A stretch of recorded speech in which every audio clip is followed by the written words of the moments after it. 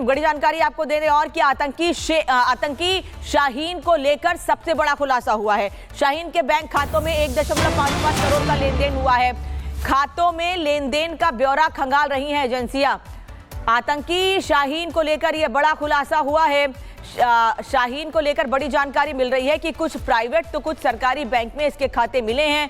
3 खाते कानपुर में, 2 खाते लखनऊ और दिल्ली में मिले हैं। बैंक खातों की पड़ताल में 2014 में 9 लाख, 2015 में 6 लाख, 2016 में 11 लाख और 2017 में 19 लाख के बड़े ट्रांजैक्शन भी इस खाते में मिले हैं। तो 1-2 नहीं बल्कि देश के अलग अलग शहरों में शाहीन के अलग अलग जगहों पर कई बैंक खाते मिले हैं। वहीं फरीदाबाद टेरर मॉड्यूल से जुड़ी एक और बड़ी खबर आपको बता रहे हैं।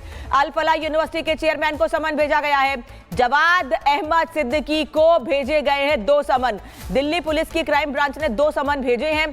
दिल्ली पुलिस की यूनिवर्सिटी ने समन भेजे हैं। फरीदाबाद टेरर मॉड्यूल से जुड़ी बड़ी खबर।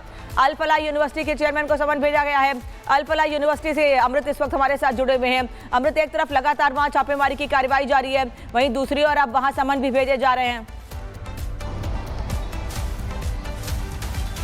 बिल्कुल बिल्कुल अनामिका, आपने बिल्कुल सही कहा। यहां पर 3 बड़े अपडेट हैं। पहला, अल फलाह यूनिवर्सिटी के चेयरमैन को 2 समन भेजे गए हैं। बीते 24 घंटे के भीतर का मामला है। दूसरी तरफ एटीएस ने लखनऊ से 2 संदिग्धों को हिरासत में भी लिया है और इसके साथ ही जमीन जो 80 एकड़ वर्ग भूमि में फैला हुआ ये अल फलाह यूनिवर्सिटी का पूरा कैंपस, ये पूरा एरिया है, यहाँ पर जमीन की पैमाइश की गई थी। अब सूत्रों के हवाले से खबर ये मिल रही है कि जमीन की पैमाइश के बाद अब यहाँ पर बुलडोजर एक्शन भी हो सकता है। लगातार चीजें चल रही है, कई आरोप इस बीच सामने आए, लेकिन अल फलाह यूनिवर्सिटी के चेयरमैन को समन भेजा गया है। 2 संदिग्धों को लखनऊ से हिरासत में लिया गया है। इन दोनों मामलों पर जांच चल रही है। अब अगर हम यहाँ की बात करें तो यहाँ पर जमीन की पैमाइश और कई गड़बड़ियां सामने आई। ग्रामीणों का आरोप है कि 1990 के दशक में यहां पर जो ग्रामीण रास्ते हैं उसका भी ख्याल नहीं रखा गया, मनमाने तरीके से कंस्ट्रक्शन कराया गया। हालांकि अब किसी भी कंस्ट्रक्शन पर रोक लगा दी गई है। अल फलाह यूनिवर्सिटी में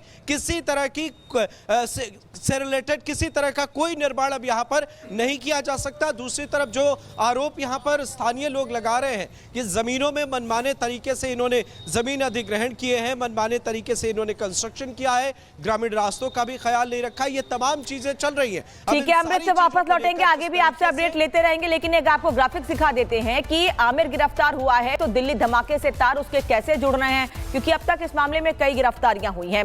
दिल्ली ब्लास्ट मामले में एक और गिरफ्तारी हुई है जिसका नाम आमिर राशिद अली बताया जा रहा है। दिल्ली से आमिर राशिद अली को गिरफ्तार किया गया है।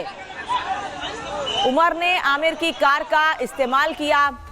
दिल्ली ब्लास्ट मामले में एक और गिरफ्तारी हुई है, बता रहे हैं आपको। आमिर की कार का इस्तेमाल किया था उमर ने और इस बारे में आमिर को गिरफ्तार किया गया है। उमर और आमिर ने मिलकर धमाके की साजिश रची थी। i20 खरीदने में आमिर को उमर ने मदद की थी। आमिर राशिद भी कश्मीर का रहने वाला है और अब उसके खिलाफ भी कार्रवाई की जा रही है। यही वजह है कि अब उसको भी गिरफ्तार कर लिया गया है। तो आमिर राशिद को गिरफ्तार किया गया है, आमिर राशिद को गिरफ्तार किया गया है और इसके पहले कई डॉक्टर्स को अलग अलग जगहों से गिरफ्तार किया गया है। हालांकि अभी कई डॉक्टर्स की पड़ताल भी जारी है, क्योंकि यह कहा जा रहा है कि उत्तर प्रदेश के 200 से ज्यादा डॉक्टर्स जो कि शाहीन के संपर्क में थे, अब उनकी भी तलाश की जा रही है। बता दें आपको कि उमर का मददगार दिल्ली से जो गिरफ्तार किया गया है उसकी डिटेल क्या है पूरी। आमिर के लिए उमर ने कार खरीदी थी। उमर और आमिर ने धमाके की पूरी प्लानिंग की थी, इसीलिए आमिर से पूछताछ की जा रही है।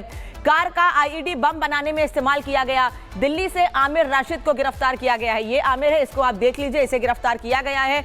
उमर जो कि ब्लास्ट में उसने खुद को उड़ा लिया है और अभी भी जांच एजेंसी यही कह रही हैं कि उमर ने बाकायदा प्लानिंग के साथ कार में ब्लास्ट किया, खुद को उड़ाया और आमिर के साथ मिलकर ये पूरी प्लानिंग की थी। इससे जुड़ी एक रिपोर्ट आपको दिखाते हैं।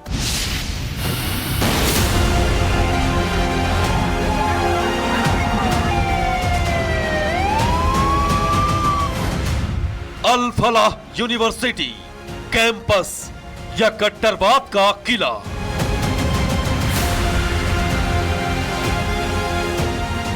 दिल्ली में ब्लास्ट, शिक्षा की आड़ में किलिंग प्लान।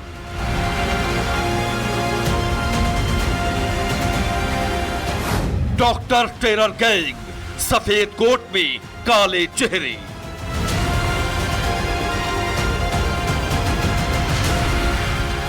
आतंक का अल फलाह, कैंपस में छिपा काला सच। फरीदाबाद की अल फलाह यूनिवर्सिटी दिल्ली से करीब 50 किलोमीटर दूर वो जगह जिसे शिक्षा का केंद्र कहा जाता है, आज उस जगह पर खड़े हैं खौफ के साए।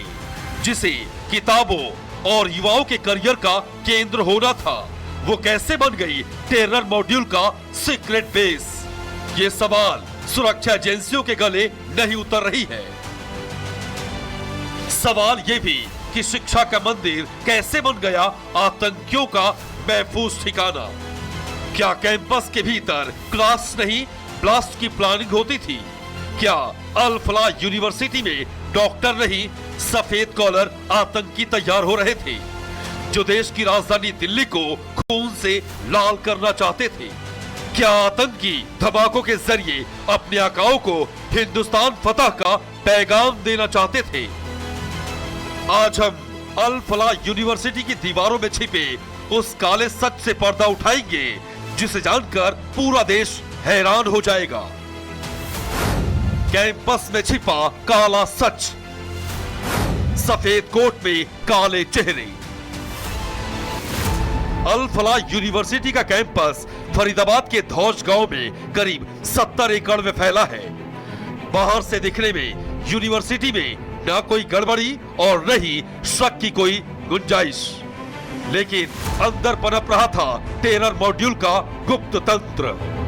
जांच एजेंसियों को जैसे जैसे सुराग हाथ लगे, अल फलाह यूनिवर्सिटी का नाम बार बार सामने आने लगा। यहाँ काम कर रहे थे 3 चेहरे, डॉक्टर उमर नवी, डॉक्टर मुजम्मिल शकील और डॉक्टर शाहीद। ऊपर से पढ़े लिखे, लेकिन नीचे से ये कट्टर सोच वाला खूंखार गैंग यूनिवर्सिटी को अपना सेफ हाउस बनाता गया। आतंक की उम्र की कैंपस के भीतर की ये तस्वीरें इसका जीता जागता उदाहरण है, क्योंकि कैंपस के भीतर जिस i-20 कार के साथ आतंकी उमर को कई बार देखा गया, ये वही कार है जिसे दिल्ली धमाके के लिए इस्तेमाल किया गया था। डॉक्टर उमर इस i-20 कार को लेकर कैंपस में कई बार आता जाता रहा। अब सवाल ये कि क्या अल फलाह यूनिवर्सिटी आतंकवाद का अड्डा बन गया? सवाल ये कि क्या साजिश करने वाले डॉक्टर्स को अल फलाह ने पनाह दी? क्या आतंकियों को विस्फोटक तैयार करने के लिए लैब दी गई? कैसे अल फलाह के नजदीक के गांव में बारूद का ढेर लग गया? कैसे धमाके के लिए कैंपस के भीतर कारें सज कर तैयार हो गई? कैसे सफेद कॉलर आतंकियों की इस साजिश का किसी को पता नहीं चला? कैसे अल फलाह यूनिवर्सिटी बड़े आतंकवादी मॉड्यूल का केंद्र बन गया? और आपको बता दें कि यही इसी यूनिवर्सिटी के पास में ही मैं बताना चाहूंगी कि थोड़ी ही दूर पर एक मस्जिद है।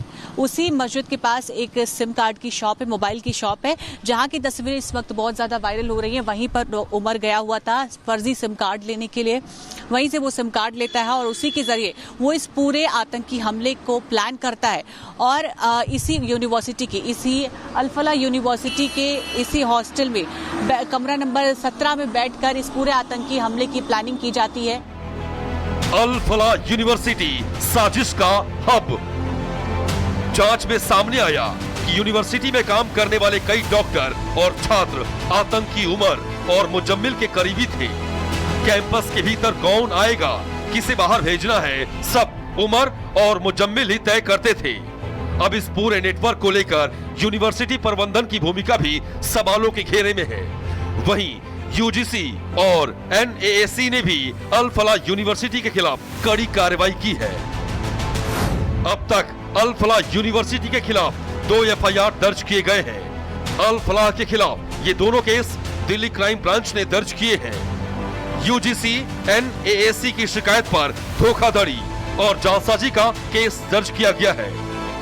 एआईयू ने अल फलाह यूनिवर्सिटी की सदस्यता सस्पेंड कर दी है। यूनिवर्सिटी को एआईयू का लोगो और नाम इस्तेमाल न करने को कहा गया है। एनएएसी ने अल फलाह यूनिवर्सिटी से जवाब मांगा है।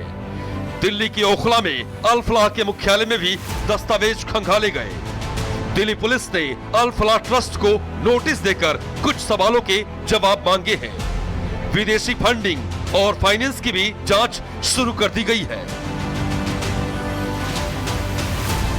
दिल्ली में धमाका और उसके बाद जांच एजेंसियों की छापेमारी से अल फलाह कैंपस में भगदड़ जैसे हालात हो गए हैं। एजेंसियों के छापे से छात्र गायब होने लगे हैं। अल फलाह यूनिवर्सिटी के सैकड़ों छात्र लापता हैं। जांच एजेंसियों को शक है कि अल फलाह बड़े टेरर नेटवर्क का हिस्सा हो सकता है। सुरक्षा एजेंसियों की जांच से साफ हो गया है कि अल फलाह यूनिवर्सिटी में किताबों की जगह किलिंग प्लान बनाया गया, लाइब्रेरी की जगह लॉजिस्टिक स्टोर और क्लासरूम की जगह कट्टरवाद की मीटिंग हुई। क्या ये सब कुछ प्रबंधन की जानकारी में था? क्या टेरर मॉड्यूल को जानबूझकर पनाह दी गई या फिर यूनिवर्सिटी का इस्तेमाल किया जा रहा था? फिलहाल जांच जारी है और हर बीतते दिन के साथ अल फलाह की दीवारों से नए राज बाहर आ रहे हैं। Bureau report, Republic Bharat.